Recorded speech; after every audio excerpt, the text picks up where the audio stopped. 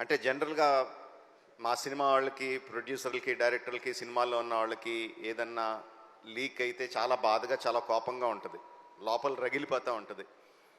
అలాంటిది దాని గురించి జర్నలిస్ట్ని అడిగిన మాటలు దానికి చాలా కోపం రావాల్సింది పోయి, లోపల ఉందేమో కోపం, చాలా కంట్రోల్డ్గా, చాలా మెచ్యూర్డ్గా, చాలా కూల్గా, అంత సటిల్గా మాట్లాడిన తీరు నన్ను చాలా ఆకట్టుకుంది.